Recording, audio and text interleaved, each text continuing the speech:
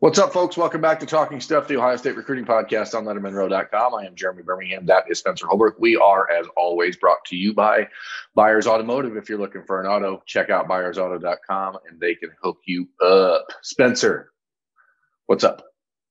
A lot of subtle recruiting movement. Not much, big headlines, things that are actually happening. It's like things are happening without really happening. It's a weird time in recruiting, but there's still plenty enough to talk about. We can get this thing done. Yeah, we're 10 months into the dead period, but we are like 1 month into the transfer period, right? Like this new mystical place that doesn't really exist, I guess, because we still don't know entirely how the NCAA is going to handle all this stuff. Yes, we're under the impression that there's going to be allowed that free transfer year for pretty much anyone that wants it. And that's why I want to start here, because 2 days ago, Monday afternoon, we were talking about Justin Fields leaving Ohio State and his impact. We were talking with Austin. And I've been pretty vocal that I thought Ohio State needs a fourth quarterback in their room. I still believe that, based solely on what Ryan Day has said repeatedly over the last 2 years, that he wants 4 scholarship quarterbacks. And so doing the math there, I said, and as I believe as a person, but also just from listening to Ryan Day, that there's a likelihood that the Buckeyes are going to look for a fourth quarterback somewhere, right? Yeah. Now, so what I said then was that I thought Malik Willis at Liberty was a player who would fit the offense really well and could be a perfect 1-year stopgap for Ohio State while they developed their younger quarterbacks. Go ahead. Did you at any point say there was a rumor that he would be transferring in? No. Did I say he was leaving Liberty? No. Did I say Ohio State had reached out to him? No. There is none of that that's happening. It was simply my opinion that I thought if you're looking for a 1-year stopgap while the 3 freshmen develop, Malik Willis is the guy that I personally would think would be a perfect fit for the Ohio State offense. That's what was said. So a lot of Instagram-y type Twitter accounts, Instagram accounts, social media accounts that cover college football have now begun to cite Lettermen Row as a source, saying that we reported Malik Willis was likely to transfer from Liberty, and that has never been said. Period. I did not say that. Spencer, did you say it? No, I believe what you're trying to do right now is clear the air.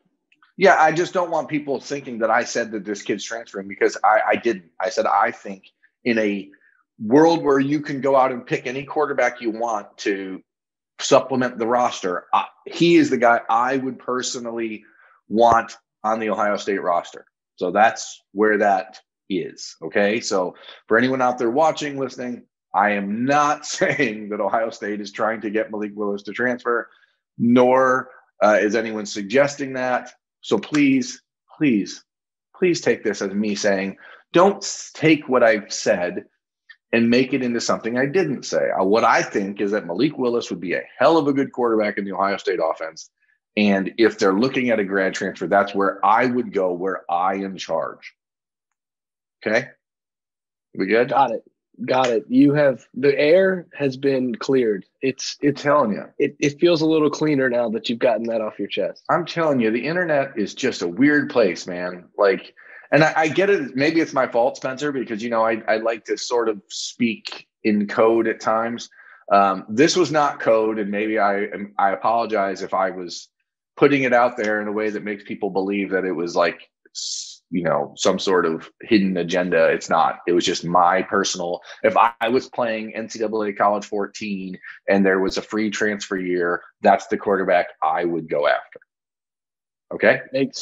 I think that makes sense. This is kind of like when you brought up the whole in a dream scenario. Ohio State could bring in this coach. Nobody really ran with that, but then you bring up one quarterback name and the whole world melts. But okay, so there are other players who are not in the transfer portal that are constantly being talked about, it seems like, in the dark web of the internet, okay?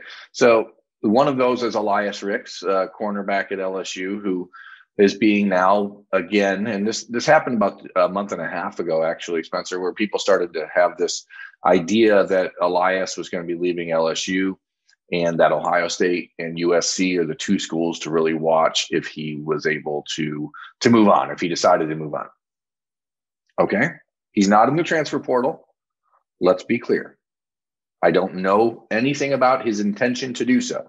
I know that there's rumblings that he is not entirely thrilled with life in Baton Rouge, with everything that's gone on with the program.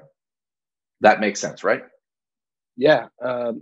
And he's a guy that Ohio State fans have always had this rumor itch to scratch. I think that he's just one of those guys, they wanted it. Ohio State fans wanted him badly. I know Ohio State probably wanted him badly. He's a top, 30 player in the country, 5-star cornerback. He was a hot commodity. And for LSU to land him was a huge deal. So I think that he's just one of those guys that's always on the minds. That's like, hey, look at what's going on at LSU. They had a bad season. Maybe he would want to come, and that's turned into some rumor mills. So I think that's okay. There may be something to it. I mean, let's be honest. There is oftentimes a fire behind some of the smoke that comes out. But I guess the point I'm trying to make, Spencer, is that until this kid's actually in the transfer portal, it doesn't make sense to spend too much time worrying about it. Again. It would make sense that if he does leave LSU, that Ohio State, which was one of the top 3 schools in his mind before he signed with LSU, that they would be a place he would look at. There's an obvious need at cornerback for the Buckeyes for someone to come in and step in and play.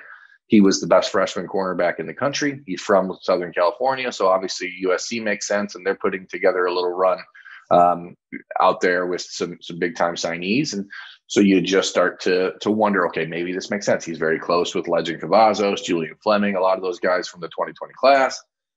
Maybe.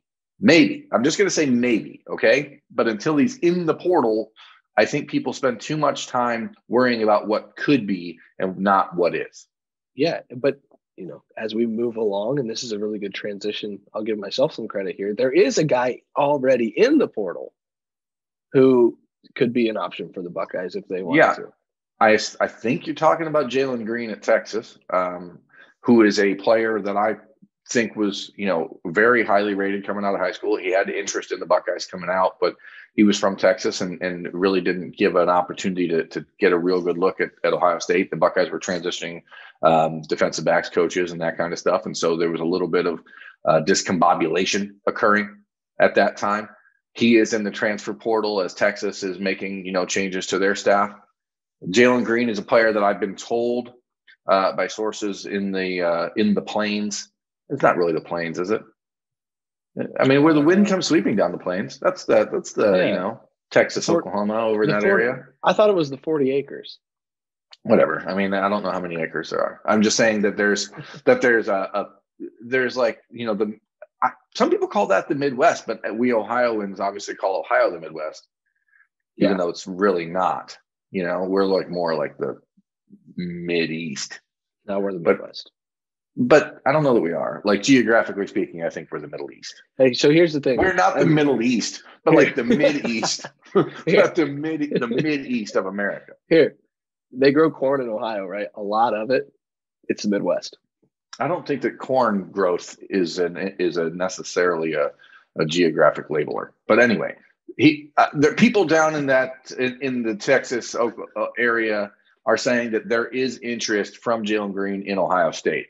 I don't know necessarily yet if there's interest in Ohio State or in Jalen Green from Ohio State, but I know that at least when you're looking at filling spots via the transfer portal in a year where you are going to have some wiggle room because of roster flexibility via COVID-19 and all that stuff, I think that it's at least interesting. He's a name to actually watch that's actually in the transfer portal, right? So keep an eye on that, at least for the short term.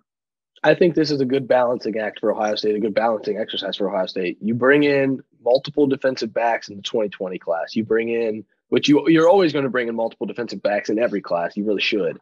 Then you bring in 6 or 7, depending on who you classify where, defensive backs in the 2021 class. And now you're talking about getting proven talent to come in and supplement that until those 2021 guys are ready to play. But it's also, you just brought in 6 or 7, defensive backs. You can't just be bringing in defensive backs to play for a year, because you got so many guys in that room already that are coming from high school to Ohio State. So I think it is a balancing act you have to strike. I agree. You're not doing it willy-nilly. You're not doing it unless it's a guy that you think is really going to come in and be a leader and a contributor right away. And that's where I think someone like Elias Ricks, again, maybe this is why people like to talk about it and get all enamored with him, because he is obviously he's a top 10 pick in the NFL draft when, at the end of his junior season. But he's not in the portal. So Jalen Green may not be that high of a ceiling as Elias Ricks, but he is a very good player. And again, I know from talking to people that there is interest in Ohio State from his side. I guess we'll see if that's the case, from Ohio State towards him. But that's neither here nor there. The Buckeyes aren't going to do a whole lot of that, stuff until signing day is over. Which is why I think that there's still sort of some uncertainty around another transfer possibility that we talked about in the Haskell-Garrett breakdown on LettermenRow.com, and that is Paulie Naoteote, who I don't know right now. If you look at the Buckeyes roster, yes, you lose 4 linebackers. You lose Baron Browning and Justin Hilliard and Tuff Borland and Pete Werner. But you have a lot of guys waiting in the wings, and I don't know that there's necessarily a spot where you'd say, okay, he is infinitely better than what we have on the roster. And so as you're still recruiting Rajon Davis out in California, you have Reed Carrico coming in, you have the young guys on the roster like Cody Simon and Mitchell Melton, and you still have, Dallas Ganton, Taraja Mitchell and Kayvon Pope and Tommy Eichenberg and all these other dudes that are waiting their turn. I don't know. This is where, what you just said, Spencer. Does it make sense? Let's also not forget that Court Williams can play really wherever he wants in the defense. I think he could classify as one of those guys waiting in the wings as well. And I do think, I thought Cody Simon was ahead of schedule this year, even during an 8-game schedule where he didn't have a spring camp. He didn't have fall camp really like a normal season. I thought he was ahead of schedule. I think he looked, he didn't look out of place when he was on the field. I think Craig Young is a guy that has some potential to play a lot next year. I was impressed by Dallas Gant, which some people are, some people aren't. The name like Taraja Mitchell is always going to be there. Does it really make sense to bring in another linebacker unless he's a recruit that you can, mold in your own? I know that I'm not even going to try and say his name. The guy from USC, I'll let you handle the name on that one. But I know he's talented. We know he's a proven commodity that's very talented. But there comes a point in your program where you have to balance, just like in the secondary, you have to balance those high school guys with bringing in another guy. And I know there's no hurt feelings when it comes to trying to win a national championship because there just can't be. But at the same time, if you bring in another guy after making all these juniors wait so long to play, and they think they're ready next year, and then you bring in another guy that's going to play over them because that he probably could start at Ohio State. I just don't know how well that sits in a program. The tagline at Ohio State is developed here, not brought in here for 1 year to play over guys that have been developed here. You know what I mean? And I think that they want to be very, very cautious about if you're adding a transfer to the program, it needs to be in a spot like Justin Fields where there was a clear-cut gap and a need for that player, a clear-cut position hole, a vacuum of people at that spot. And I don't know that there is a vacuum at linebacker. I don't know that there is a vacuum at defensive back. But then you see a guy, again, who's not in the portal like Elias Ricks, and you say, he's too good. If he wants to come here, you have to let him. You have to figure out how to get it to happen. But until he's in the portal, don't worry about it. Stop stressing about things. And I guess that's something, I tweeted about this the other night. When Chris Olave announced that he was returning to Ohio State, the first thing, within 10 seconds of me, retweeting our story on Lettermen Row that he was returning, the first comment I received was, well, do you think this means any of the young guys are going to transfer?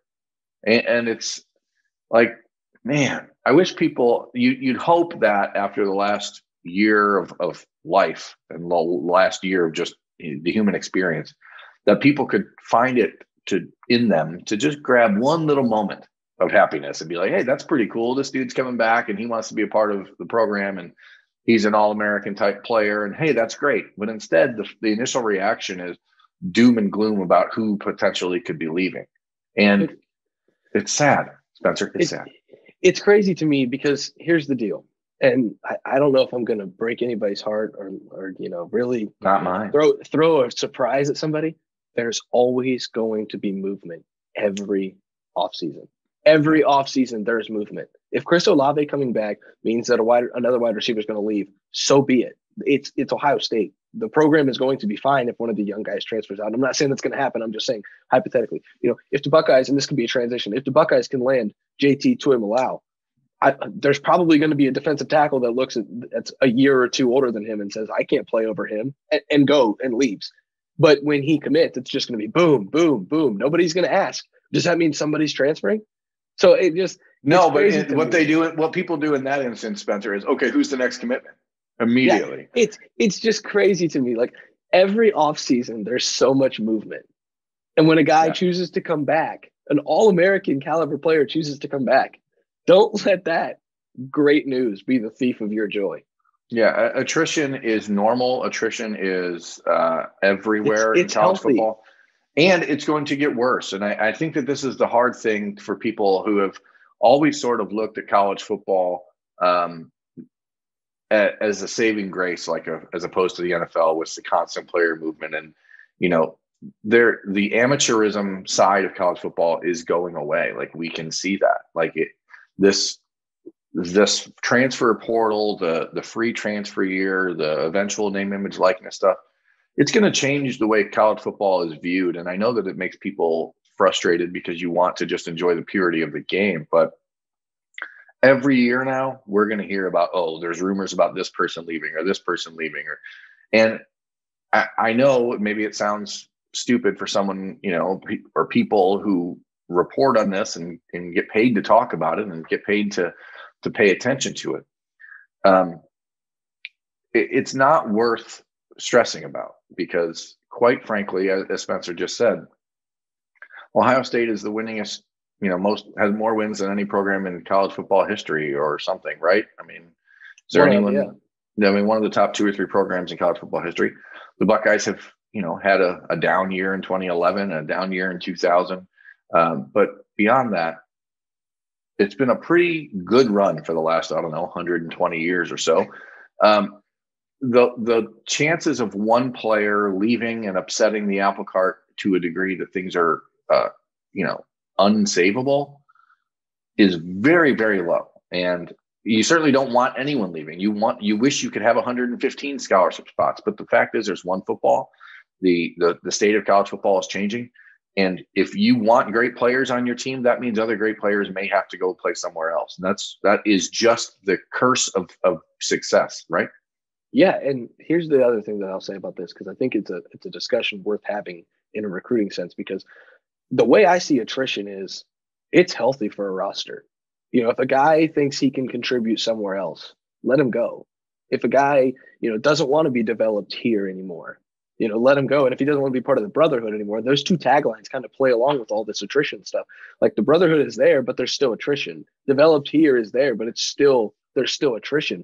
And that's just when you recruit at the highest level, like the highest level among Alabama, Clemson, Ohio State, there will be transfers. That's just the way it is. And that when you bring in, I think there's 6 5-star guys in the 2021 class, that's going to lead to some movement in the transfer portal on the opposite end of the roster in the juniors and seniors and redshirt sophomores and guys like that, because those 5-star guys are talented. So that's just what recruiting does. When you recruit at a high level, guys leave. The guys who aren't as good leave. That's just the way college football has always worked. We just see it in the public eye a lot more now. Yeah, and there's always going to be people who live in hindsight, and I understand that. I mean, if you look at Joe Burrow and his decision to transfer when he left the school, when he left Ohio State, the majority of people were pretty, understanding and encouraging and saying, hey, go get him down at LSU, Joe. And then most Buckeye fans still, support Joe Burrow and consider him a Buckeye. I mean, he did graduate from Ohio State. You can be developed at Ohio State and still go play somewhere else and still represent Ohio State. And that's just the way that college football is going. There certainly is a different level of almost psychology necessary for these college coaches anymore to be able to balance egos and development and outcome and production. So This is why you have young coaches like Brian Hartline, why you have young coaches like Ryan Day who are in charge of the program, because these guys understand that the game is changing and the way you have to manage people is changing. And, I guess to put a nice little bow on this transfer talk, it's probably going to happen at some point. So you may as well just be grateful for the people that are in the program, be grateful for the time they spent in it, and be glad that they're going on somewhere else to continue to grow. And, like if you look at Mookie Cooper, for example, I mean, I don't think anybody begrudges a guy like Mookie for leaving Ohio State. The offense is changing. And when the Buckeyes were recruiting him, they had an idea of how you use a guy like him in the offense.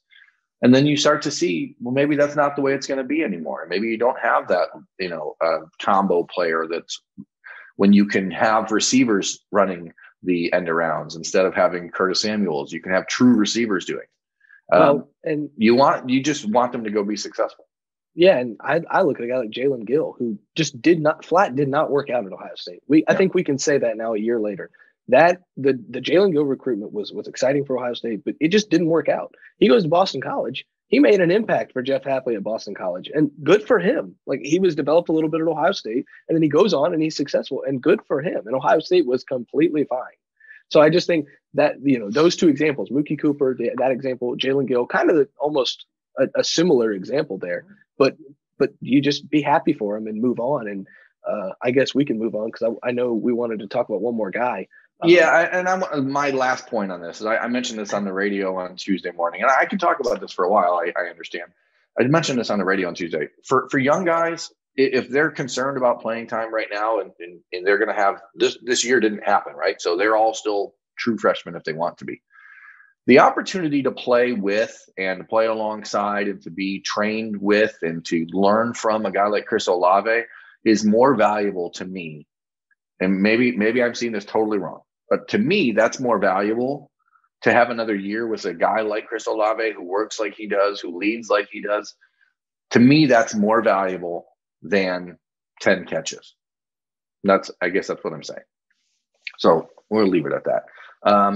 You mentioned JT Tuimoloau, the number one ranked player in the country. There were two more crystal ball predictions put in for JT on Tuesday night, and I think people are starting to get this sense that the relationship that he has with Larry Johnson and Ohio State may be enough to carry the Buckeyes into the eventual signature, even without a potential visit. So, Spencer, there's talk from some folks on the Ohio State side that maybe JT is going to end up signing in February after all and not waiting until April.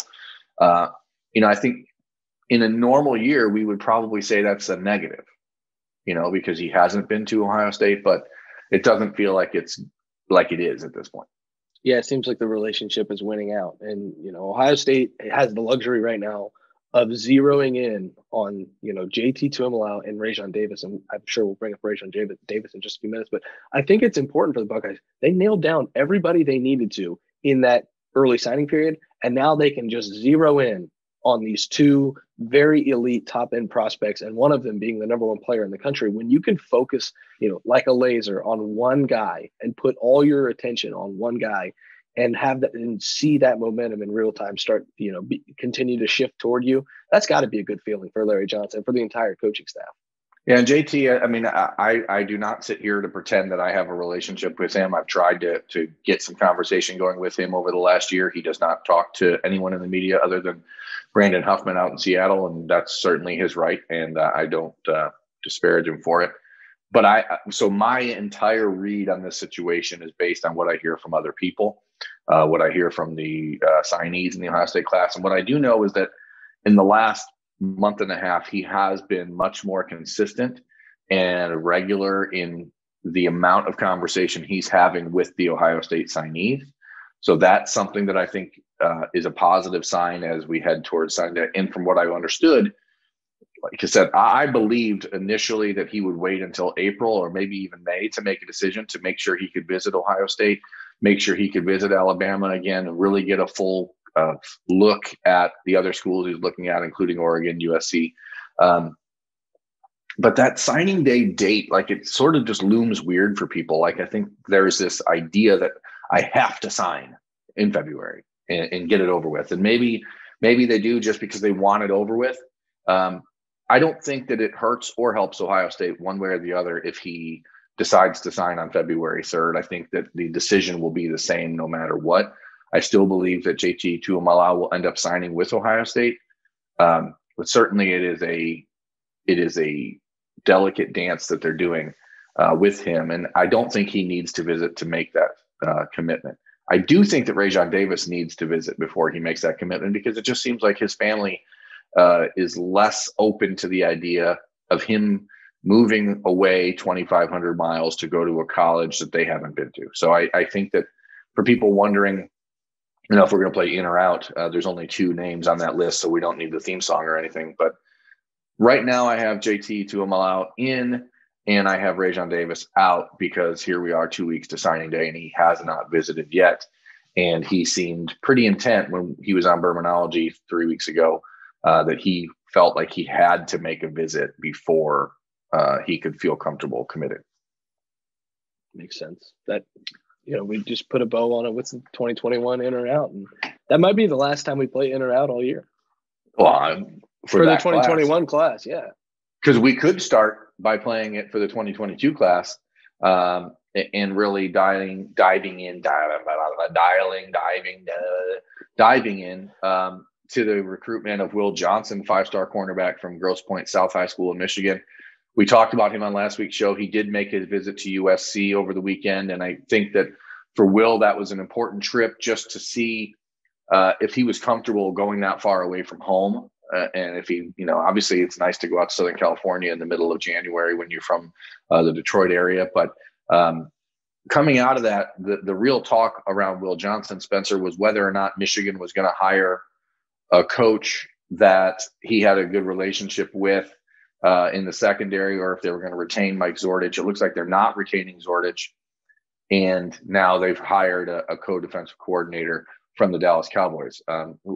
You, being a bigger football fan than I am in general, what do you know about their new co-DC? He was at Minnesota for a year. He was at Texas A&M for a couple of years, where he recruited some pretty nice players on the defensive side with Mike Elko at Texas A&M, from what I understand. And then he spent 1 year this last year with the Dallas Cowboys.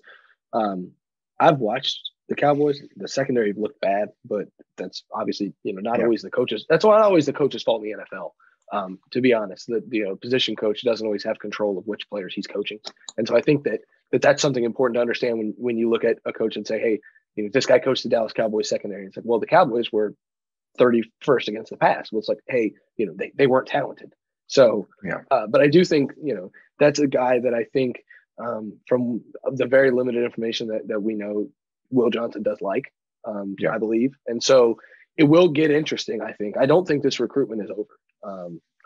You have more of a read on the entire scope of the situation, but I don't think this recruitment is over by any stretch. Well, I think it's a matter simply here of Michigan. What they're going to try to do with their new coaching staff is try to convince Will Johnson to slow down. You don't need to make a decision right now. Let us prove to you who we are. Let us show you what we're going to build here. And Ohio State is saying, hey, if you know, you know. Back in February of 2013, Damon Webb committed to Ohio State out of Detroit Cass Tech High School, and he was expected by everyone to go to Michigan. Not a situation apples to apples. His father didn't play at Michigan like Will Johnson did. But I think if you're willing to make that decision that early, if you kind of feel like, hey, I'm ready, I think you do it because you know where you want to be. And I think right now it's still trending towards Ohio State being the place that Will Johnson is going to choose. But ultimately, I think it comes down to timing. If this decision is made in the next week to 10 days, like he's hinted it could come, I think that bodes very, very well for Ohio State. If it stretches and Michigan gets an opportunity to keep building the relationship and getting the new coaching staff to know who they are, and getting Jim Harbaugh the opportunity to try to salvage what seemed like a unsalvageable situation, I think maybe things change. But this is not one of those situations where I feel like if he commits, well, it is. So if Will Johnson were to commit to Ohio State in the next 2 weeks, the conversations that you're going to read about and see about them everywhere in Michigan message board circles, especially, are going to start with, it's a long way to signing day, long way to signing day, right? That's obvious and true. But again, I don't think, as a player who's a Michigan legacy, I don't think you commit to anywhere else, let alone Michigan's biggest rival, this early unless you are 100% sure that that's the right decision for your future. So it's sort of like Quinn Ewers to me. I think there's a level of vetting that Ohio State would do to take a commitment from a Michigan legacy. That way, 10 months from now, right up to signing day, he flips to Michigan, because you don't want that. And I know that that's not really something Ohio State can control in January of 2021 for the 2022 class. But I do know that Ohio State's been burnt a couple times now on kids flipping. And, whether it's a powerhouse program or not, it's a little humbling when a kid, decommits and commits somewhere else instantly, just flips. I don't think Ohio State wants to be in that situation. So I think there's a certain level of vetting that goes on with, where are you at in your recruitment? How do you feel about this? What happens if this happens? What happens if this happens? Are you sure you want to make this decision? Ohio State will not make him commit right away, because they don't want him to flip to Michigan down the road and Michigan, tally a win over Ohio State in the recruiting column. Yeah, the Buckeyes don't play the pressure game, but I think that they will say, hey, if you're ready, you're ready. And certainly you would rather be the team that has the commitment than being the team that's trying to flip it. But the situation is different. So if Will Johnson were to commit to Michigan in 2 weeks, Ohio State would continue to talk to him, but they would turn their focus elsewhere. It would be, you go after Denver Harris, you go after Tamani Jackson, you find someone else to complement Jair Brown and Jaheim Singletary. If he commits to Ohio State, the Michigan pressure is going to be ramped up to 20, because they can't afford to take the PR loss of losing the state's best player, a Michigan legacy, to Ohio State. So it's a different world altogether, which is why I'm saying if a player like Johnson is ready to commit this early, and he knows that he's ready to commit this early, and it ends up being Ohio State, I feel like the strength of that commitment is way stronger. The strength is stronger. I think it's much tighter than people would think from the outside, because you just don't do that unless you're 100% sure that's what you want. So, anything else, Spencer? No, this is our longest show in a while. I think that it was needed, though. So I think we got. There's a lot to get off my chest, Spencer. Okay, it's been a very stressful few weeks. Everyone's saying that I'm saying things, and I don't like it. The thing is, Spencer, I will say pretty much a lot of things if you just keep me talking. I like to talk, but I don't like when people say things that I said that I didn't say. You know what I mean? Yeah, you're just shutting down rumors and dishing out recruiting information. But I digress. Anyway, this has been Talking Stuff, the Ohio State Recruiting Podcast, brought to you by Lettermen Row and Buyers Auto. That is Spencer Holbrook. I am Jeremy Birmingham. Which way are you? I don't know. Yeah. Anyway, folks, please, rate, review, subscribe, leave us a note on our iTunes or whatever podcast platform you listen to this on. Rate, review. We'll answer questions, especially if you leave them on the reviews. So we are going to do a podcast in the next, probably week to 10 days as we head into the signing period about, just a full-on mailbag. So any questions, just, reach out. Thanks for watching. Thanks for listening. Catch you next time. See you.